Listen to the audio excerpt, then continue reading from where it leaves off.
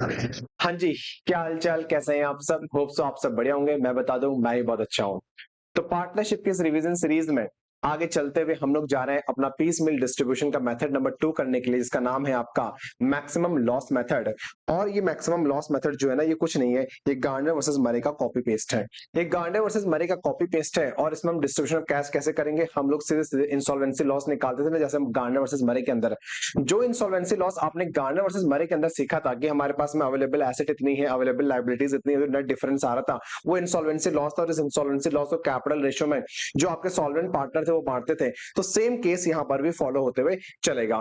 तो regular class के अंदर आपने इसमें 2 से 3 क्लास दे रखे थे, मोटा मोटा 7 घंटे का आपने टॉपिक पढ़ा था। इस 7 घंटे को देखिए कि हम 10 से 15 मिनट में कैसे कवर अप करते हुए चलेंगे, ठीक है?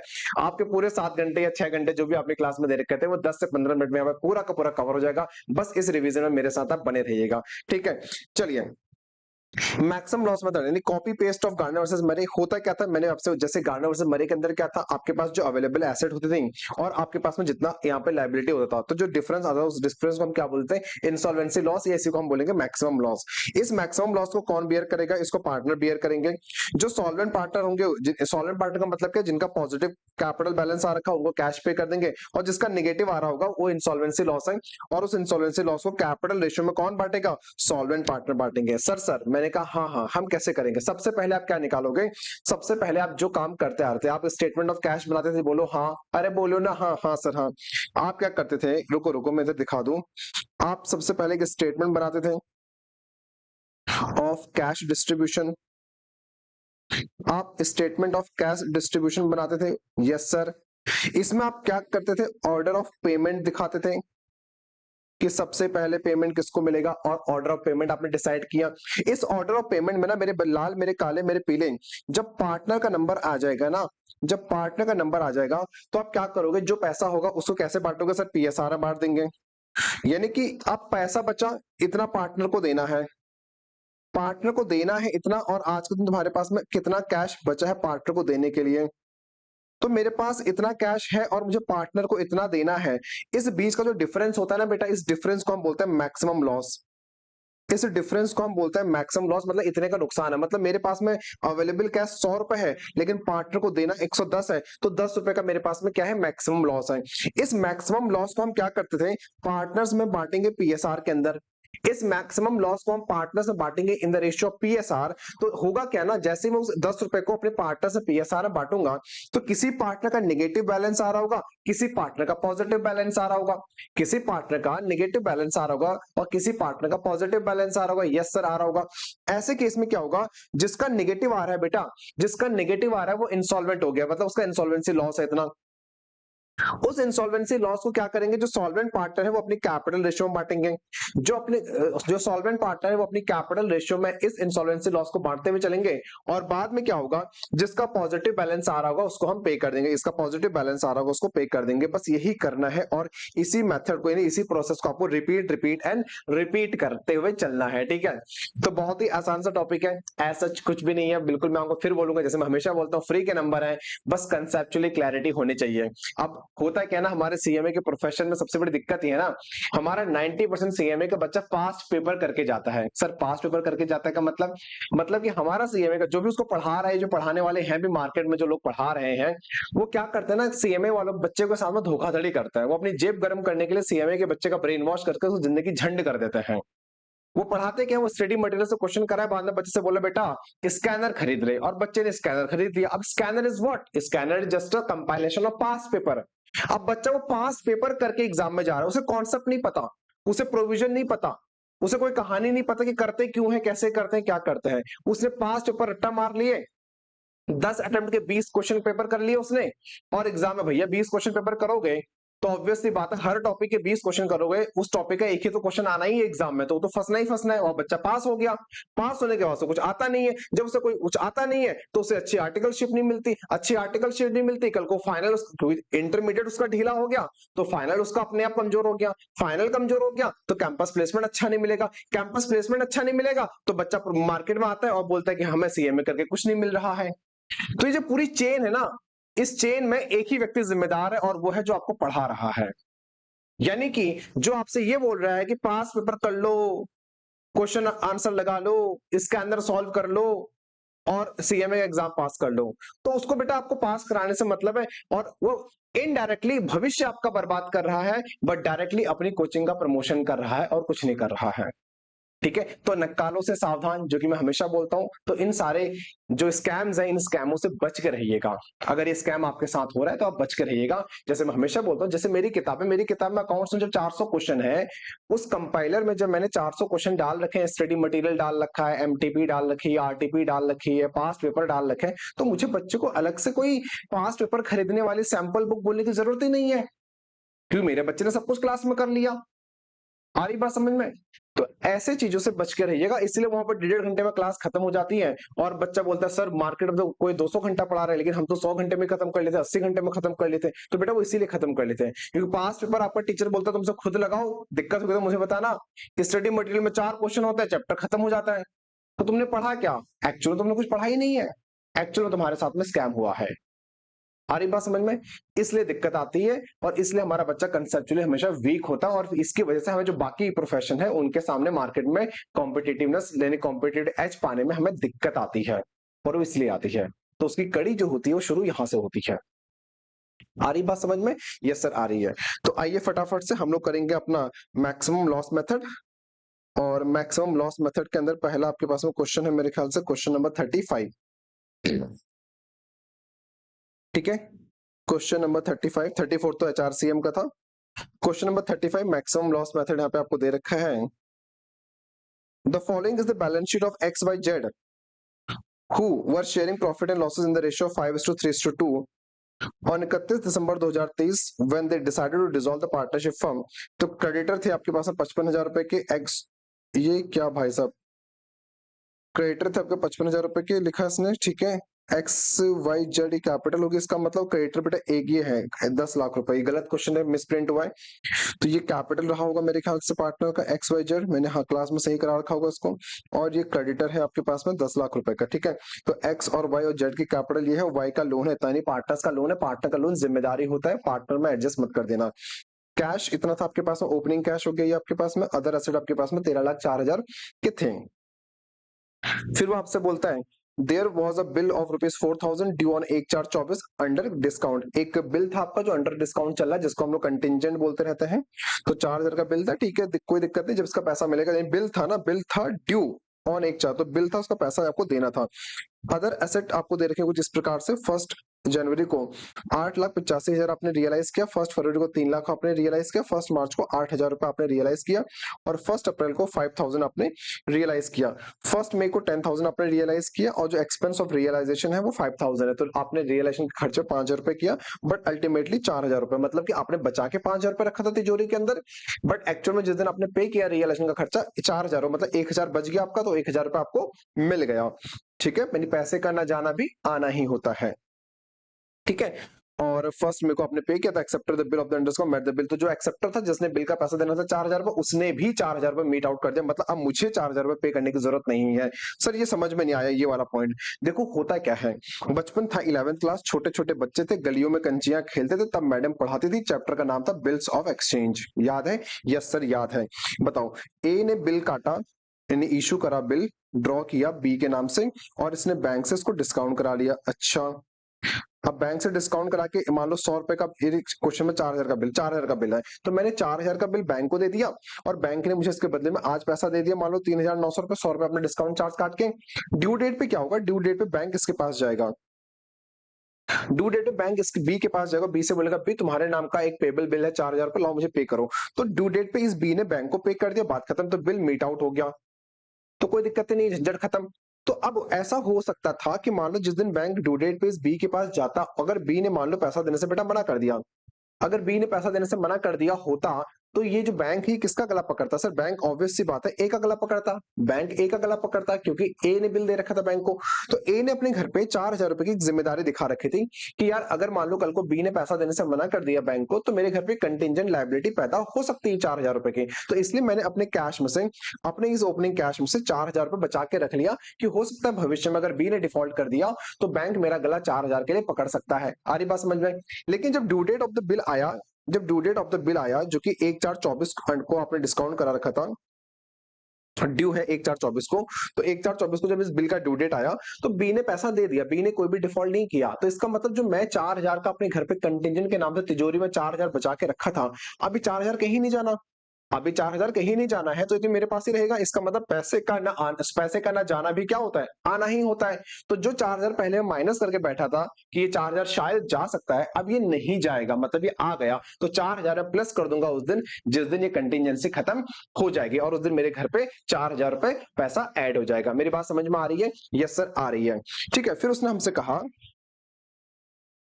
ठीक है, फिर उसने हमसे कहा prepare statement showing the monthly distribution of cash under the maximum loss method. उसने कहा मैक्सिमम लॉस मेथड के अंदर बताइए आप कैसे स्टेटमेंट तैयार करते हुए चलेंगे। तो कोई दिक्कत नहीं है, आ जाओ मेरे साथ साथ यहाँ पे। इनका सोल्यूशन तो सर हमने आज तक नहीं देखा जिंदगी में, आप क्या देखेंगे? ठीक है, तो पहली बात, आपके पास में स्टेटमेंट ऑफ कैश डिस्ट्रीब्यूशन, आपके पास में क्रेडिटर थे, आपके पास वाई का लोन था, इन दो जिम्मेदारियां थी, आपके पास में एक्स और वाई और जेड ये आपके पार्टनर्स थे। तो आउटस्टैंडिंग बैलेंस कितना था? 10 लाख रुपए, 2 लाख रुपए, 55, 37 और 31,500।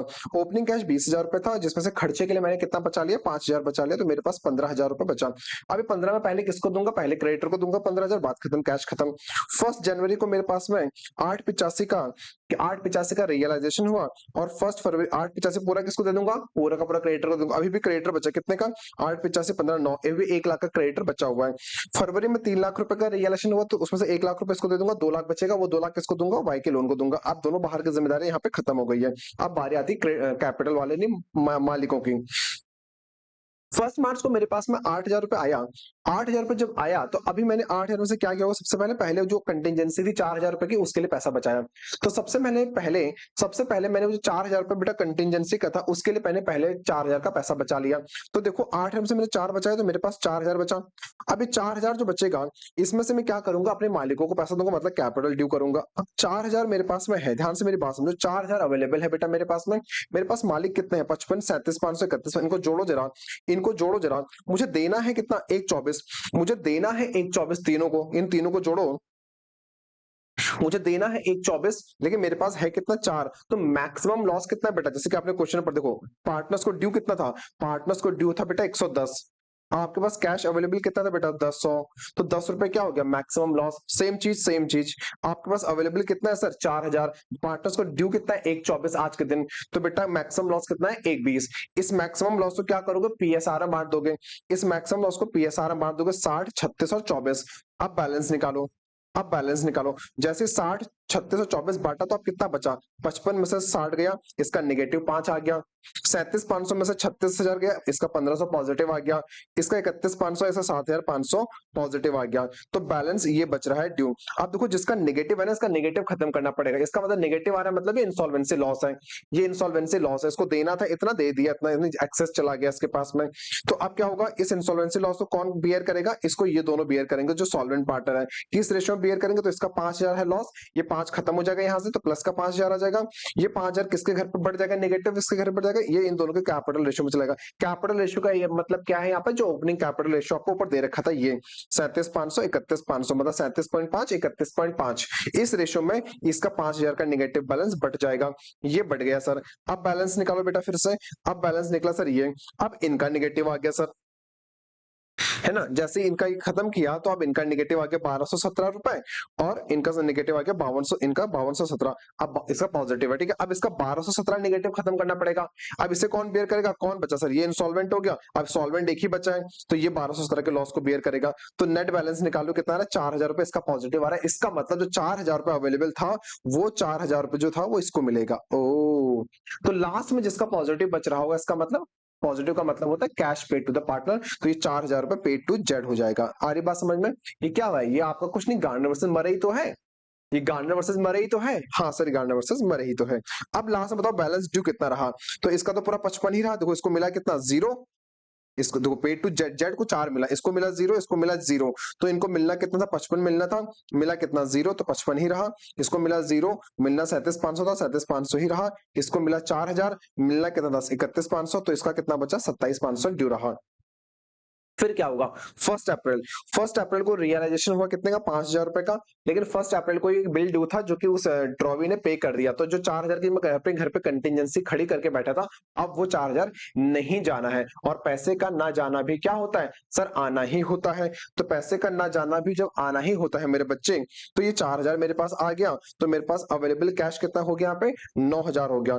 तो अवेलेबल कैश 9,000 हो गया, और मेरे पास आज के दिन कैपिटल ड्यू कितनी है, 4,000 कम हो गए तो 1,20, 1,20 हो गई, 1,20 कैपिटल। और देखना एक कैपिटल हर अगले स्टेप में ना, हर अगले स्टेप में कैपिटल ड्यू उतना ही होगा जितना पिछले स्टेप में मैक्सिमम लॉस होगा। ओ सर ऐसे कैसे, क्योंकि बेटा पिछले जो पुराना स्टेप रहा होगा वहां पर जितना अवेलेबल कैश होगा और जितना ड्यू होगा उसका डिफरेंस आ रहा होगा मैक्सिमम लॉस। हाँ सर हाँ, तो जितना अवेलेबल कैश होगा उतना आपने बांट दिया होगा, मेरी बात समझिएगा, जितना अवेलेबल कैश होगा उतना आपने बांट दिया होगा। तो जो मैक्सिमम लॉस है वही तो ड्यू कैपिटल जो अभी नहीं बांट पा रहे हो, तो अगली बार वही तो ड्यू कैपिटल बनेगी। हाँ सर हाँ, मैंने इन डिटेल इसका लॉजिक समझा रखा था क्लास के अंदर रेगुलर में, अगर याद है तो अच्छी बात है। तो कैपिटल ड्यू आ गया 1,20 यहाँ पे, तो मैक्सिमम लॉस कितना आ गया भाई, मेरे पास अवेलेबल कैश है 9,000 का, ड्यू है 1,20, तो मैक्सिमम लॉस 1,11। इस 1,11 का पीएसआर बांट देंगे, तो जिसका नेगेटिव आ रहा है, देखो नेगेटिव 500 आ रहा है, इस नेगेटिव को कौन बेयर करेगा, ये दोनों बेयर करेंगे अपने कैपिटल रेशियो में, इन्होंने किया तो इनका पॉजिटिव बैलेंस आ रहा है। इसका मतलब ये जो पैसा था 9,000 रुपए वो इनको ऐसे ऐसे बट जाएगा, paid to cash, paid to, इन दोनों को। बैलेंस देखो, इसको कुछ नहीं मिला तो इसका वही 55 बैलेंस आ जाएगा, इन दोनों को इतना मिल गया, तो इतना मिलना था 37,500, ये मिल गया, इतना बचेगा, इसको 27,500 मिलना था, अरे यार, तो और इतना मिल गया, ये बचा। अगला देखो फिर क्या हुआ, फर्स्ट मेरे को 10,000 मिला।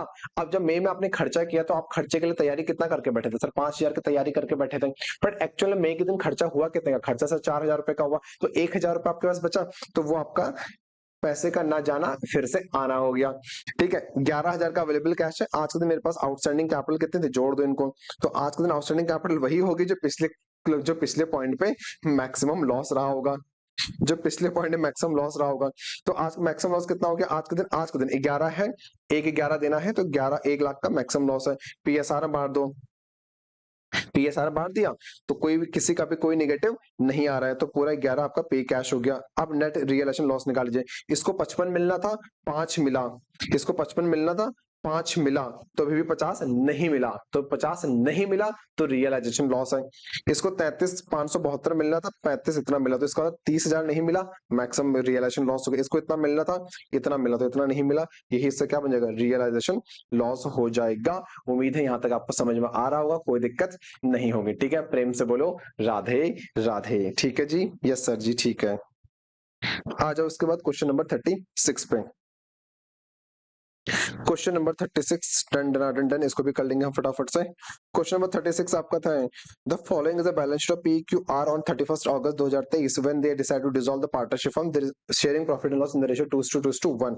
ठीक है, हाँ मैं स्टडी मैथ्स इसलिए कराता हूं कि पैन इंडिया बेसिस पे लेक्चर जा रहा है बेटा। अब हो सकता है कोई बच्चा मुझसे पढ़ाओ, कोई बच्चा ना पढ़ाओ, तो कोचिंग का मैट यहाँ पे रख दूंगा, तो उसके बाद पीडीएफ नहीं होगा, फिर बच्चे का कोई मतलब नहीं होता रिवीजन का। ठीक है, फिर वो देखना बंद कर देता है, 5 मिनट देखेगा फिर क्वेश्चन तो मेरे साथ मैच ही नहीं कर रहा, मेरे पास तो इनकी किताब ही नहीं है। इसलिए इसीलिए मैं यहाँ पे आपका स्टडी मटेरियल लेके चला हूं, ताकि सारे बच्चों के पास ही अवेलेबल होगा। ठीक है, ओके। तो P Q R in the ratio 2:1, creditor थे आपके पास में 2,000 रुपए के, पी का लोन था इतना, कैपिटल आपको दे रखी इतना इतना इतना, सन्ट्री एसेट थे इतने, कैश था इतना। एसेट हमने रियलाइज के पहला 1,000, फिर 3,000, फिर 3,900, फिर 6,000, फिर 20,000 रुपए। एक्सपेंस ऑफ रियलाइजेशन 500 रुपए आपने जमा करके रखे थे, लेकिन बाद में सिर्फ 400 पे हुआ, तो 100 रुपए बच गया, तो 100 रुपए आ गया बस। अरे यार सर ये तो मजाक है, मैंने कहा हाँ हम मजाक ही तो कर रहे हैं नालायकों, तुम्हें क्या लगा अकाउंट्स बहुत मुश्किल सब्जेक्ट है, अकाउंट्स से आसान बेटा इस दुनिया में कुछ नहीं, साक्षात प्रभु कृष्ण का प्रसाद है ये। बस दिक्कत कहां पे होता है, तुम लोग रटना शुरू कर देते हो, 11th में रटा, 12th में रट्टा मारा, बीकॉम में रट्टा मारा, और सीएमए के अंदर भी जो लोग पढ़ा रहे हैं, मतलब मैं देखता हूँ भैया हद हो गई है यार, रटवाने की लिमिट होती है। बच्चा आपको पता है 11 12 से रट्टा मार के आ रखे हैं, आप प्रोफेशनल भी रटवाना चालू कर दिए हो आजकल, कि क्वेश्चन रट लो, पास पेपर सॉल्व कर लो, बुक से मतलब नहीं, कॉन्सेप्ट नोट है ही नहीं, प्रोविजन है ही नहीं बच्चे के पास में, वो क्वेश्चन सॉल्व कर करके बस रट्टा मार रहा है, 100 क्वेश्चन रट्टा मार ले, 100 बार करो बेटा क्वेश्चन।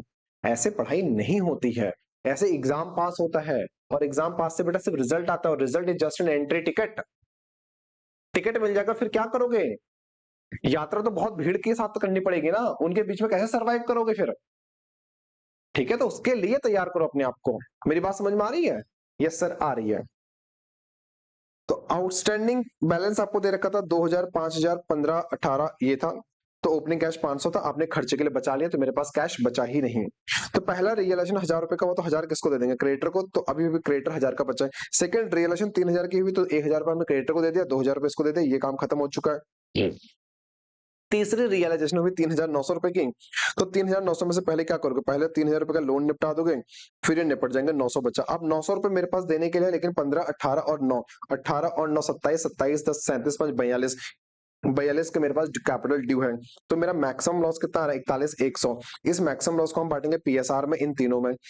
इसका नेगेटिव आ गया बैलेंस, जिसका नेगेटिव आ रहा है उसको हम इनकी कैपिटल रेशियो में बांट देंगे सॉल्वेंट पार्टनर की, ठीक है। तो इसका नेगेटिव खत्म किया, तो इनका पॉजिटिव बैलेंस आ रहा है 600 300, तो इसका मतलब पेड कैश टू ये पार्टनर, बात खत्म। बैलेंस ड्यू बताओ, इसको कुछ नहीं मिला तो इसका वही बैलेंस 15,000 एज इट इज आ जाएगा, इसको 600 मिल गया तो इसका आ जाएगा 17,400, इसको 300 मिल गया तो इसका आ जाएगा 8,700। फोर्थ रियलाइजेशन हुई आपकी 6,000 रुपए की, कैपिटल ड्यू कितनी थी आज के दिन, वही होगी जो पिछले क्वेश्चन पिछले पॉइंट पे मैक्सिमम लॉस होगा, ठीक है। एक टाइम के बाद ये मैकेनिकल हो जाएगा, तो आपको दोबारा कैलकुलेट करना है, जोड़ना घटाने की जरूरत नहीं है। तो जो पिछला मैक्सिमम लॉस होगा वही इस बार क्या हो जाएगा, कैपिटल ड्यू हो जाएगा। तो 35,100 का मैक्सिमम लॉस रहेगा, बांटो पीएसआर में, तो किसी का नेगेटिव नहीं आ रहा, सारा पॉजिटिव आ रहा है, इसका मतलब पेड टू कैश है, cash to paid to the partner है। तो इतना देखो 15,000 मिलना था, इतना 960 मिला तो इतना बचा, 17,400 मिलना था, इतना बचा तो इतना मिला, ये मिलना था, इतना दिया तो इतना बचा, ठीक। फिफ्थ रियलाइजेशन हुई 20,000 रुपए की, तो फर्स्ट तो अब जो 100 रुपए आपका बच गया वो 100 रुपए आपका जुड़ गया, तो 35,100 ड्यू कैपिटल है आज के दिन, जो भी मैक्सिमम लॉस होगा वही कैपिटल ड्यू यहाँ पे आ रहा होगा। तो आपका मैक्सिमम लॉस कितने का हुआ, 15,000 का मैक्सिमम लॉस हुआ, बांटो पीएसआर में, तो कुछ भी निगेटिव नहीं आ रहा, सारा पॉजिटिव, तो कैश पे टू द पार्टनर हो जाएगा। तो रियलाइजेशन का लॉस कितना रहा सर, 14,040 देना था, 6,000 8,040 दे दिया, तो 6,000 का मैक्सिमम लॉस है। 14,040 देना था सर, इतना दिया, 6,000 का मैक्सिमम लॉस है। 17,000 कुछ देना था सर, सॉरी 7,000 कुछ देना था, इतना दिया, 3 का लॉस। और मैं आपको बताऊं, ये रियलाइजेशन वही होगा जो आखिरी स्टेप पर मैक्सिमम लॉस होगा, ये रियलाइजेशन लॉस वही होगा, ये रियलाइजेशन लॉस उतना ही आएगा जितना आखिरी स्टेप का मैक्सिमम लॉस बढ़ रहा होगा। सर कैसी बात मैंने, देखो यार नालायक, देखो देखो देखो देखो, ओ सर ये तो रटना हो गया नालायक, इसका लॉजिक है प्रॉपर, रेगुलर क्लास में हर एक चीज मैंने आपके साथ रिसर्च करके सिखा रखी थी, ऐसा क्यों हो रहा है, ठीक है। अब तुम बोलोगे ये तो रटना हो जाएगा, तुम नालायक हो फिर, आ जाइए। इसके बाद में क्वेश्चन नंबर 37 पढ़ते हैं फटाफट से, डन डन डन डन, ये भी हो जाएगा। फिर मैंने शायद एक क्वेश्चन आपको होमवर्क दिया था कुछ कि नहीं दिया था, हाँ हाँ हाँ, 38 होमवर्क दिया होगा मेरे ख्याल से, बस एक क्वेश्चन मैंने आपको होमवर्क दिया होगा, चलो आओ उस होमवर्क को फिर से होमवर्क ही करना। 37 में आ जाओ फटाफट से।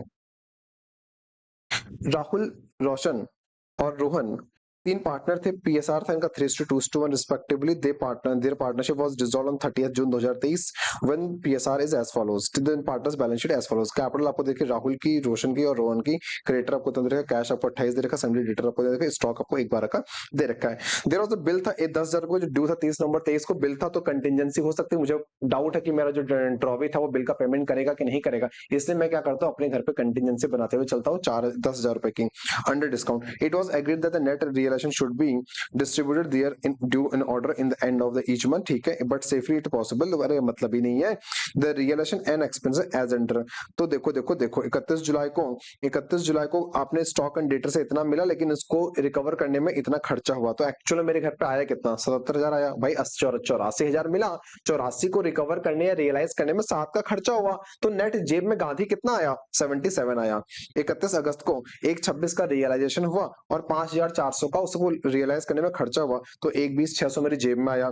30 सितंबर को 70,000 का रियलाइजेशन हुआ, 4,900 खर्चा हुआ, तो इतना मेरी जेब में आया। 31 अक्टूबर को इतना, तो इतना मेरी जेब में आया। 30 नवंबर को 35,500 मिला, 35,100 का खर्चा हुआ, 32 मेरी जेब में आया। The stock was completely disposed of and the amount due from debtor is realized and the balance is being irrecoverable. The acceptor of the bill under discount no bill due date prepare a statement of cash distribution under MLM। बस बेटा, done done done, खत्म बेटा खत्म, आ जाओ रे आ जाओ। देखो statement of cash distribution, creditor Rahul Rohan Roshan जो भी है, ठीक है। बैलेंस ड्यू था 2/10 का, 1/40 का, 70 का, 14 का, कैश अवेलेबल था 28,000 मेरे पास में, तो कुछ भी ऐसा था नहीं कि खर्चे बचाना है ये बचाना है, तो जितना 28 था पूरा का पूरा 28 क्रेडिटर को दे दिया। अभी भी क्रेडिटर कितने का बचा है, 28 माइनस ये करो, ठीक है, जो भी है। अब जुलाई में 77 मिला, इसी को पकड़ा दिया।